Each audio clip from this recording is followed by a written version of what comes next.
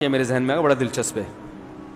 عبداللہ بن مبارک 4 مہینے میدان جنگ میں رہتے تھے نا، کیسے رات کو پوری رات عبادتیں کرتے تھے۔ میں کہتا ہوں ان کی صحتیں کیسی تھیں یار، پوری رات عبادتیں، پورا دن روزے، 1-2 گھنٹے کی نیندیں، اور پھر تلوار لے کے جہاد بھی کر رہے ہیں۔ کیا صحتیں تھیں ان لوگوں کی، ایسی لڑائیاں لڑتے تھے۔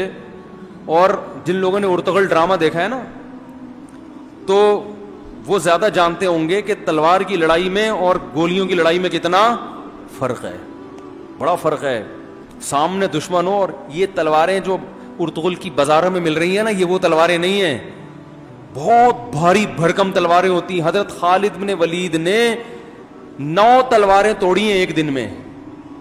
کتنی چلائی ہوں گی بھائی، آج کسی بچے کو بولو کمبخت پلاسٹک کی تلوار نہیں اٹھا سکتا، کیا اسٹیمنا تھا یار۔ یہ ہمارا ماضی تھا، تبھی تو کسی نے کہا کہ یہ تو ایک ارطغرل ہے، ہماری تاریخ تو ایسے ہزاروں ارطغرلوں سے بھری پڑی ہے۔ تو عبداللہ ابن مبارک تھے تو راتوں کو عبادتیں، دن میں روزے۔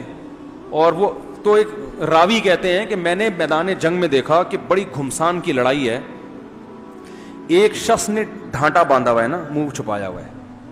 اچھا، عبداللہ بن مشہور تھے بھی مشہور شخصیت، کیونکہ بڑے محدث تھے، عالم تھے، تو لوگوں میں شہرت بھی تھی، تو ایسے لوگوں کی واہ واہ زیادہ ہوتی ہے نا۔ تو عبداللہ بن مبارک ایک کہتے ہیں میں نے دیکھا کہ ایک شخص نے کیا باندھا ہوا ہے، پورا نقاب لیا ہوا ہے، جنگ میں گھوڑے پہ سوار ہو کے آیا اور اتنی بہادری سے مجمع میں گھس گیا، اور کئی زخم اس کے لگے، اور بہت لوگوں کی گردنیں اڑا کے واپس۔ پھر دوبارہ حملہ ہوا تو وہی ڈھاٹے والا شخص کہنا، میں نے کہا یار یہ اتنا بہادر کون ہے، اور منہ چھپایا ہوا ہے، ٹھیک ہے نا۔ کہتے ہیں میں نے کہا میں اس کو دیکھوں گا، تو جا کے میں نے ایسے ڈھاٹا کھینچا تو عبداللہ ابن مبارک تھے، وہ بڑے محدث۔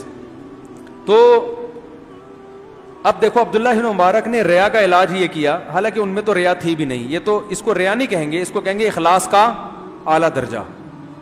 آپ اس درجے پہ جانے کی کوشش نہ کریں، کیونکہ اس سے ہم لوگ تو ویسے اتنے نالائق ہیں کہ اچھا کام ہم کر رہے ہوتے ہیں، کچھ اللہ کی طرف سے حوصلہ افزائی ہوتی ہے، کچھ پبلک کی طرف سے تو کام ہو جاتا ہے۔